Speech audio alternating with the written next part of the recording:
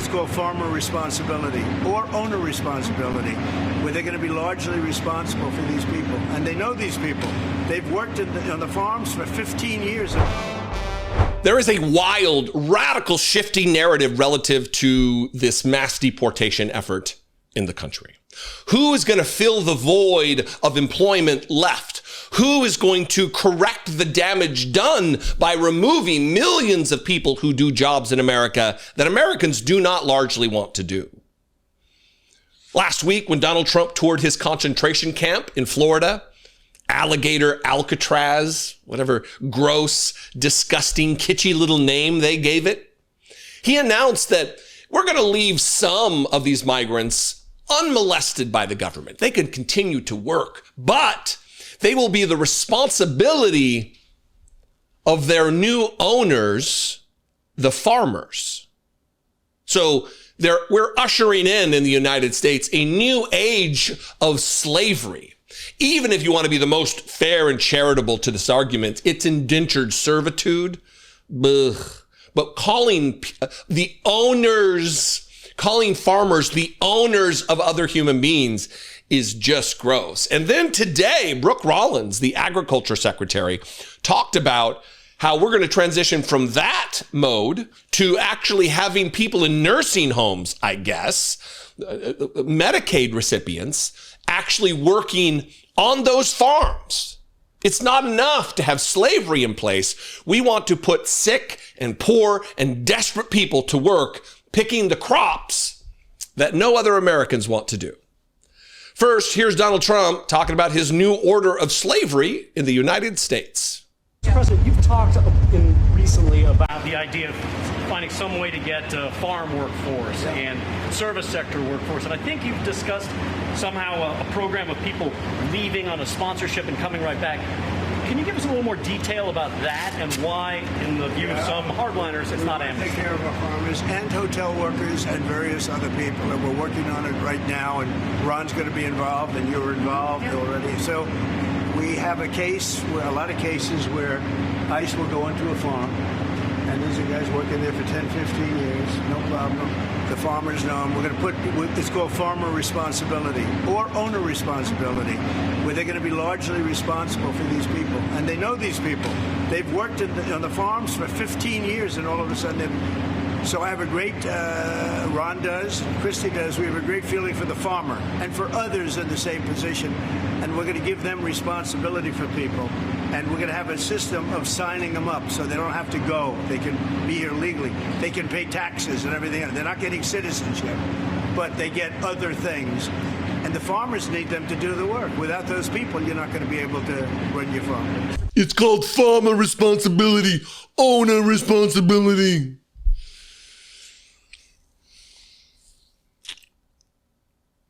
And now, because of this big, beautiful bill, the bill that robbed from the poor to give to the obscenely wealthy, immorally wealthy, you have Broo Rollins out here saying, well, we're going to shift gears a little bit, actually.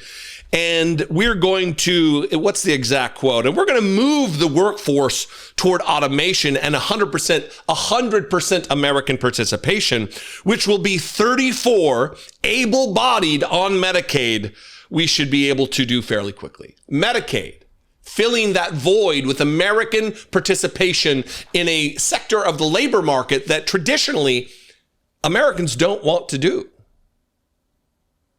Watch Broo Rollins, spokesperson for the agenda of Donald Trump. She would not have said this without the pre-authorization of the dear leader, President Donald Trump. But I can't underscore enough. There will be no amnesty. The mass deportations continue, but in a strategic way, and we move the workforce towards automation and 100% American participation, which again, with 34 million people, able-bodied adults on Medicaid, we should be able to do that fairly quickly. Thank you. First of all, there's not 34 million people on Medicaid who are not qualified for Medicaid. If you're wondering who's on Medicaid, let's go straight to the source, Donald Trump's Health and Human Services Department. Who is eligible for Medicaid? In all states, Medicaid gives health coverage to some individuals and families, including children, parents, people who are pregnant, elderly people with certain incomes, and people with disabilities. So it's time to get your grandma out of the assisted living facility and get her in the field to pick that cabbage, according to Broo Rollins and Donald Trump. Because if their earlier plan of instituting slavery doesn't pan out, don't worry, we've got a built-in labor market of sick people, of poor people, of caretakers of sick and poor people who spend their days ensuring that their health does not decline. Who are the people who are going to be working in the fields, Broo Rollins? Who?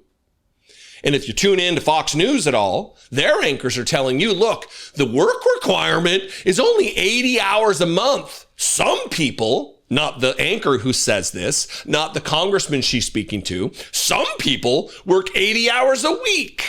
But within Medicaid, and I think this is where the messaging has been interesting, it's 80 hours a month that you have to show that you worked. 80 hours a month. A lot of people, congressmen, work 80 hours a week. Things like that were in those Medicaid decisions, those cuts. At the same time, you've got reconciliation coming. You've got rescissions coming. So aren't there more places that we can cut? And where would you be willing to make cuts in spending so that we don't completely blow out the debt in this country, which is already sitting at $37 trillion? Yeah, I support massive cuts to a whole entirety of government programs that we have. But unfortunately, we have, well, not unfortunately, but we have moderates in our party that obviously can't support the type of cuts that somebody like me would support. Again, she's not working 80 hours a week. That dipshit, Greg Stube, he's not working 80 hours a week. They're not even working 40 hours a week.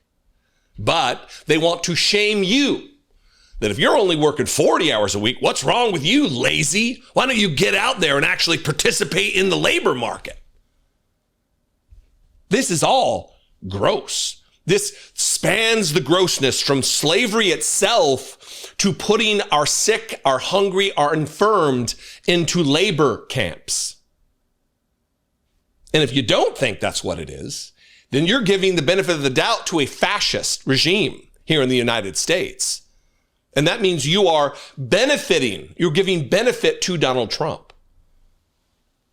And I would hope that no one in my audience, save, the few MAGA trolls who show up on the reg and call the voicemail line, but not the remainder of the audience.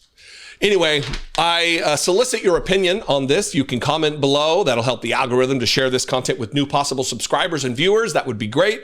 You can also call the voicemail line 714-576-4054. And of course, as always, you can email me daily@dollemore.com. Look, I don't know when I'm going to eventually stop saying things are going to get worse before they get better. I don't know when we're going to be through the worst period and on to the getting better, but it's certainly not going to be when Donald Trump is president of the United States. Things are going to continue to deteriorate, to degrade your liberties, your freedom, the decency of the United States itself. Anyway, I love and appreciate you very much. Thanks for tuning in. I'll see you next time. Be genuine. Take care of one another.